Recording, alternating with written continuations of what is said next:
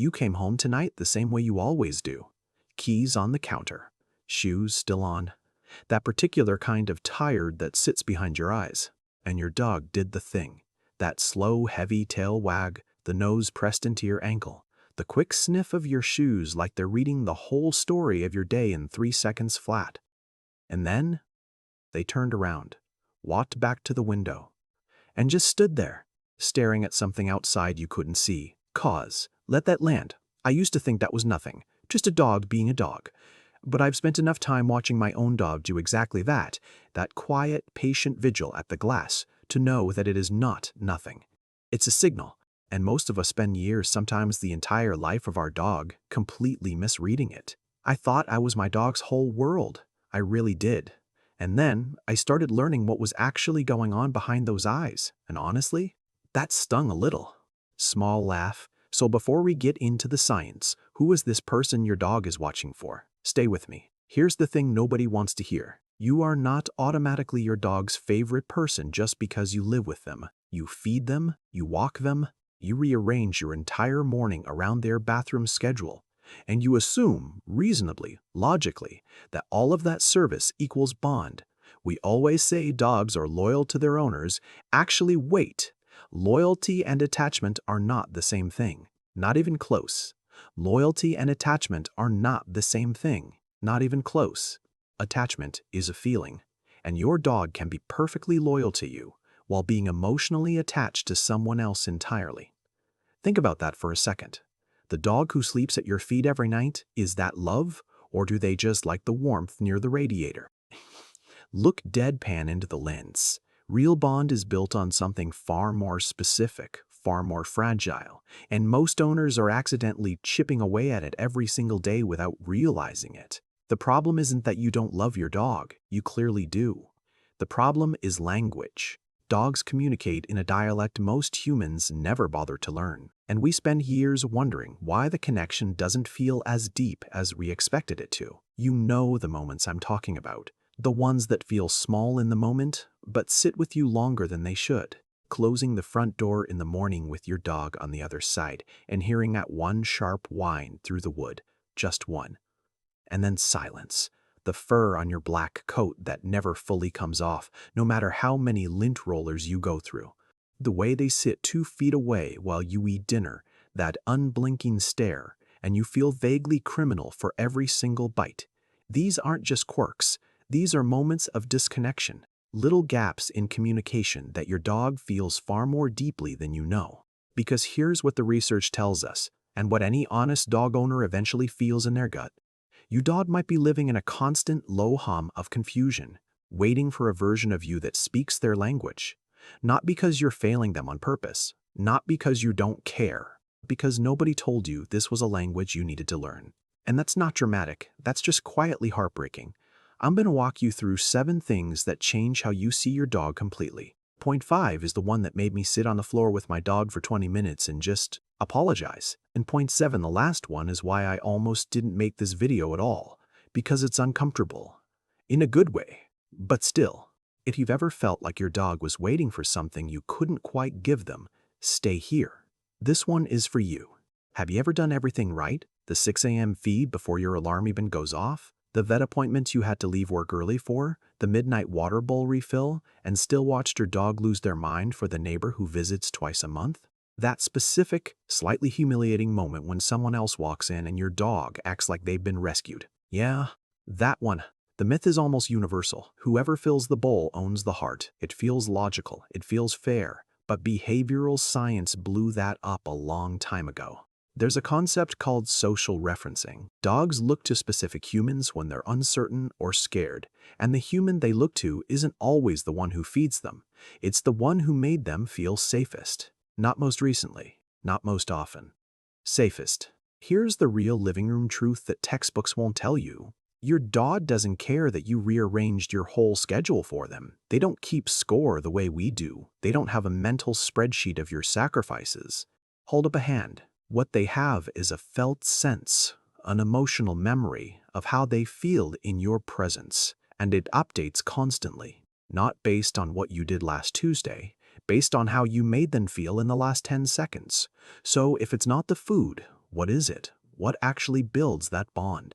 Keep watching. Every single day, you get one shot at the most neurologically important interaction your dog will have. One shot. And most of us waste it completely. It happens the second you walk through the door, and I mean the literal second, before you've even put your bag down. The clicking of their nails on the hardwood as they scramble toward the door before you even turn the handle. The full body wiggle that starts somewhere in their tail and works its way up until their whole back half is moving. The warm, slightly damp weight of them pressing into your legs like they're trying to physically merge with you. That is their whole heart right there. That is pure, unfiltered, biological love expressed in the only way they know how. And what do most of us do? We check our phone. We kick our shoes off. We say, "Not now, down, give me a second." Neurologically, that first 90 seconds after reunion is the peak bonding window in a dog's brain. Oxytocin spikes. Stress hormones drop. They are literally designed in that moment to bond with whoever meets them with warmth. And we walk past it every day for years. But here's where it gets darker. There's someone else in your dog's life who doesn't walk past it. Someone who gets it right every single time, maybe without even knowing why. And that person, your dog, is quietly obsessed with them. You've seen it happen. Someone comes to your house, a friend, a family member, someone who maybe is even particularly a dog person, and they don't reach for your dog. They don't make a big fuss. They sit down, they exist, and they just don't perform. And your dog, who you've been trying to connect with through play and treats and enthusiastic greetings, makes a slow, deliberate beeline for this stranger and puts their chin on their knee. Look into lens. I know. We think dogs love the loudest, most playful, most energetic person in the room, the one who gets on the ground and wrestles and throws the ball. And yes, dogs love play, but what they're magnetically drawn to at a deep nervous system level is calm.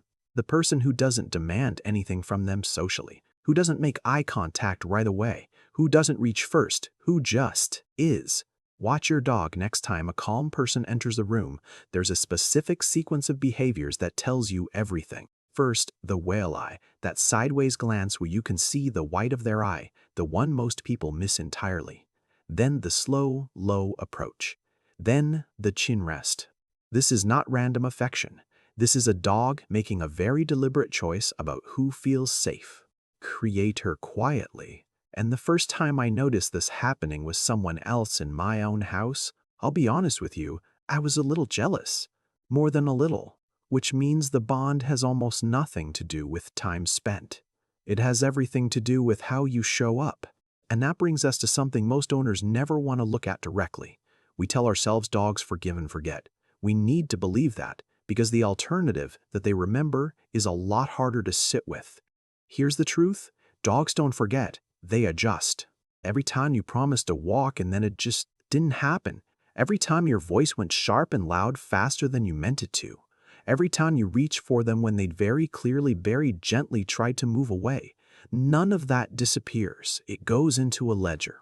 And most owners are running a trust deficit without knowing it. Not because they're bad people, but because nobody explained to them that this ledger even existed. Your dog doesn't love you less for it. That's important to say. But they've learned, quietly and without drama, to expect a little less, to not fully lean in, to keep one part of themselves just slightly held back, heavy pause, and the science underneath this is uncomfortable too.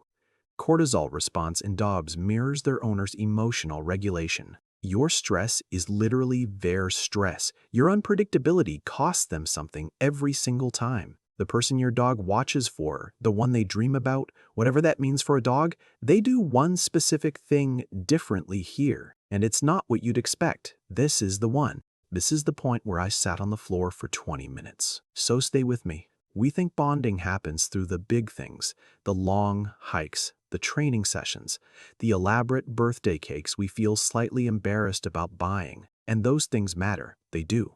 But some of the deepest bonding moments a dog ever experiences happen when you do almost nothing, when you just get on their level.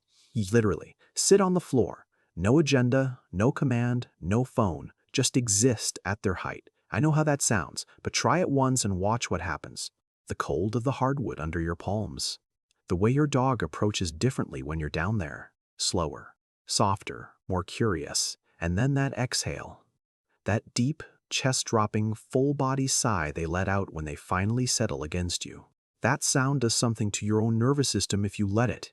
It's like both of you release something you've been holding without knowing it. Creator quietly. That's the moment. That right there. That's what they've been waiting for. Not the walk, not the treat.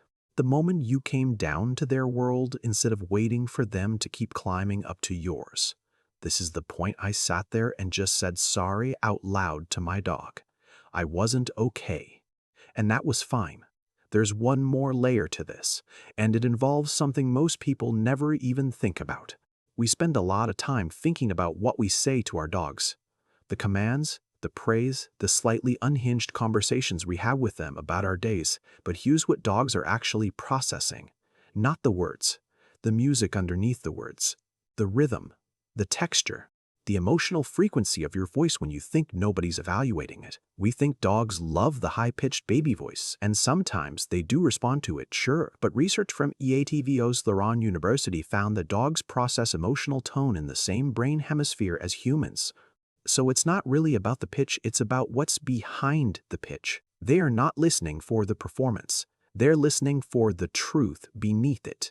Look directly into the lens, and they know the difference. They always know. The person whose voice your dog responds to most deeply isn't necessarily the one who talks to them the most. It's the one whose voice feels safe, consistent, real. You could be saying all the right things in completely the wrong emotional register. Tense, distracted, performing calm you don't actually feel, and your dog hears only the static underneath. They feel what you're actually feeling, every time.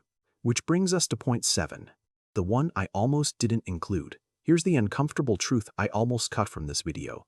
Your dog isn't secretly wishing for a better owner. They're not lying at the window dreaming of someone calmer, more consistent, more patient.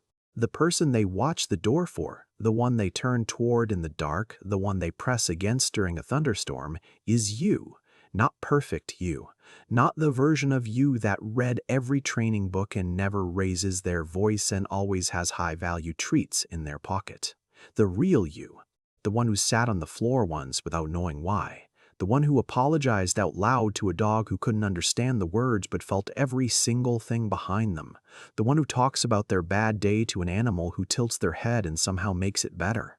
You haven't been failing your dog. You've been learning their language later than you wish you had.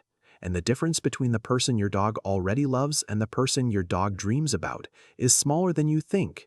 It's one floor moment, one quiet 90 seconds at the door, one breath you actually let out in their presence. They have been patient. They have been waiting. And the door they're watching, it's yours. Remember that image from the beginning, your dog at the window. You assumed they were watching for someone else, someone you couldn't see. They weren't. They were watching for the version of you that came home and actually stopped. Who dropped the keys and got on the floor? Who exhaled, really exhaled, without an agenda? Who said nothing and meant everything? The window isn't longing for an absence. It's loyalty made visible. It's a dog doing the only thing they know how to do with love, that big watching, waiting, trusting that you'll come back. Dogs don't dream in words. They dream in feelings. In the weight of your hand on their side, in the sound of your breathing slowing down next to them in the dark, in the warmth of being chosen over and over every single day by one imperfect, exhausted, trying their best human who they decided, for no logical reason they could explain, was home. Long pause. If this hit you somewhere real, share it with someone whose dog deserves to be understood a little better. And if you want to go deeper, the next video is right there.